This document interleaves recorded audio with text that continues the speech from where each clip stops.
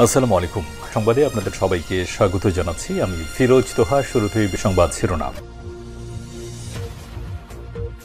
জানিয়ে দেব এই মুহূর্তে হাতে পাওয়া সর্বশেষ গুরুত্বপূর্ণ আপডেট বাংলা সংবাদ। শুরুতেই থাকছে জুলাই আগস্টে শেখ হাসিনার নির্দেশে ইন্টারনেট বন্ধ করা হয়, পলকের স্বীকারোক্তি। বৃহস্পতিবার জিজ্ঞাসাবাদে পলক এ তথ্য দিয়েছেন বলে সাংবাদিকদের জানিয়েছেন চিফ প্রসিকিউটর তাজুল ইসলাম। তিনি বলেন, ইন্টারনেট বন্ধ করে গত জুলাই আগস্টে সংঘটিত গণহত্যা ধামাচাপা দেবার চেষ্টা করা হয়েছিল।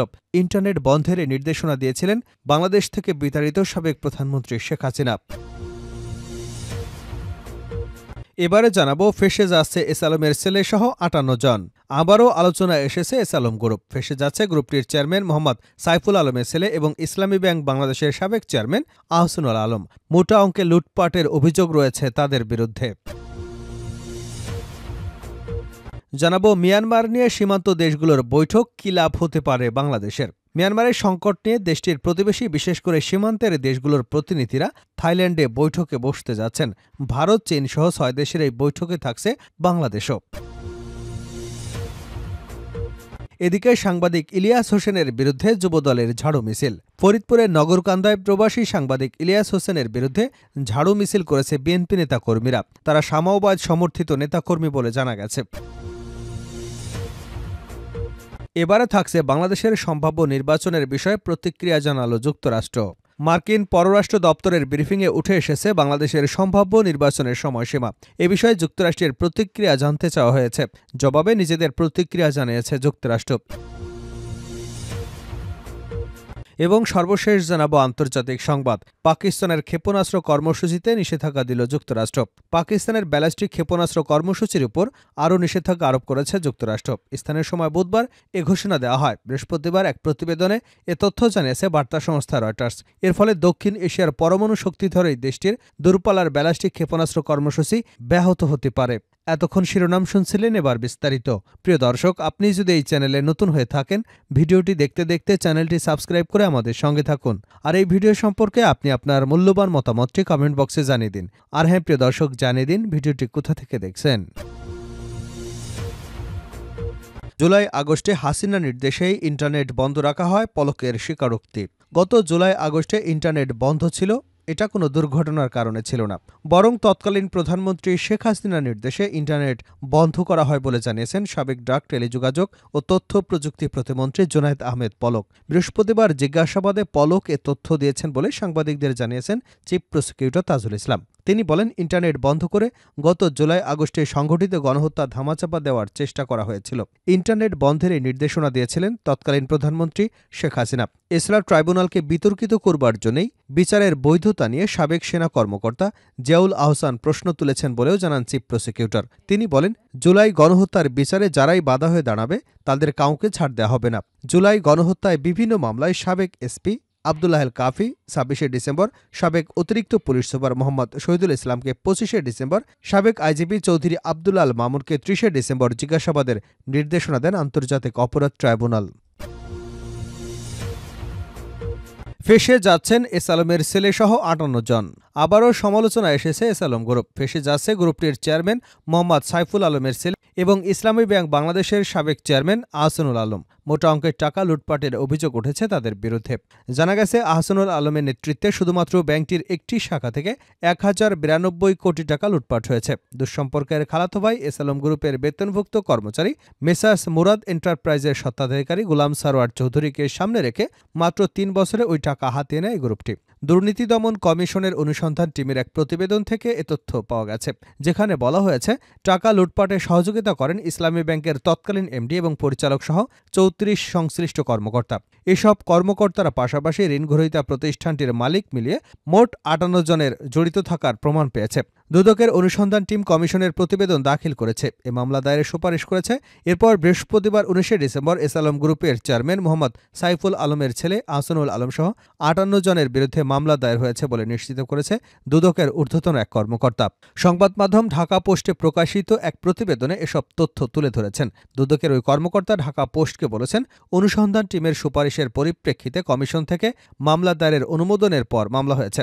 সেখানে ইসলামী ব্যাংক বাংলাদেশের সাবেক চেয়ারম্যান সহ আহসানুল আলমকে প্রধান আসামি করা হয়েছে। পাশাপাশি তৎকালীন ভাইস চেয়ারম্যান এমডি একাধিক পরিচালক সহ ৫৮ জনকে আসামি করা হয়েছে। মিয়ানমার নিয়ে সীমান্ত দেশগুলোর বৈঠক কী লাভ হতে পারে বাংলাদেশের? মিয়ানমারের সংকট নিয়ে দেশটির প্রতিবেশী বিশেষ করে সীমান্তের দেশগুলোর প্রতিনিধিরা থাইল্যান্ডে বৈঠকে বসতে যাচ্ছেন। ভারত, চীন সহ ৬ দেশের এই বৈঠকে থাকছে বাংলাদেশও। ব্যাংককে বৃহস্পতিবার, শুক্রবার পরপর ২টি বৈঠক অনুষ্ঠিত হবে বলে জানিয়েছে বার্তা সংস্থা রয়টার্স। বৃহস্পতিবার মিয়ানমার ইস্যুতে অনানুষ্ঠানিক বৈঠকে বসেছে বাংলাদেশ, চীন, ভারত, লাওস, মিয়ানমার এবং থাইল্যান্ড। দ্বিতীয় বৈঠকটি হবে Association of South East Asian নেশনসের পররাষ্ট্রমন্ত্রী পর্যায়ে। এতে ইন্দোনেশিয়া এবং মালয়েশিয়া যুক্ত হবে বলে জানিয়েছে বিবিসির বার্মিজ সার্ভিস। তবে এটিতে মিয়ানমারের জান্তা সরকারের পররাষ্ট্রমন্ত্রী অংশ নিচ্ছেন কিনা তা নিশ্চিত নয় বলে জানিয়েছে রয়টার্স। ২০২১ সালে সামরিক অভ্যুত্থানের পর থেকে মিয়ানমারের বিভিন্ন অংশকে যুদ্ধ পরিস্থিতি প্রকট হতে থাকে। জান্তা বাহিনী বিদ্রোহীদের কাছ থেকে চ্যালেঞ্জের সম্মুখীন হচ্ছে মূলত সীমান্ত এলাকাগুলোতে।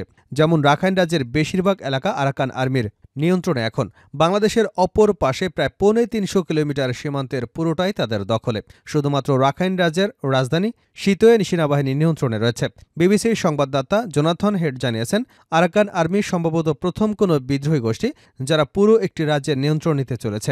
বাংলাদেশের প্রধান উপদেষ্টা রোহিঙ্গা সংক্রান্ত বিশেষ প্রতিনিধি খলিলুর রহমান সম্প্রতি ঢাকায় এক সেমিনারে আরাকান আর্মির সঙ্গে যোগাযোগের উদ্যোগ নেবার ইঙ্গিত দিয়েছিলেন। তিনি বলেন, ইতিমধ্যে উদ্যোগ নেওয়া হচ্ছে যাতে অন্তত সীমান্ত ব্যবস্থাপনার ব্যাপারে আরাকান আর্মির সঙ্গে যোগাযোগ থাকে।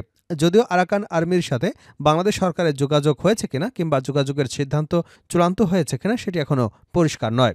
রোহিঙ্গা ইস্যুতে অন্তর্বর্তী সরকারের নীতিতে পরিবর্তন দেখা যাচ্ছে মন্তব্য করে বাংলাদেশের একজন নিরাপত্তা বিশ্লেষক ব্রিগেডিয়ার জেনারেল অবসরপ্রাপ্ত বাইজিদ সারোয়ার ওই বৈঠকে বাংলাদেশের জন্য একটি ভালো সুযোগ হিসেবে দেখছেন।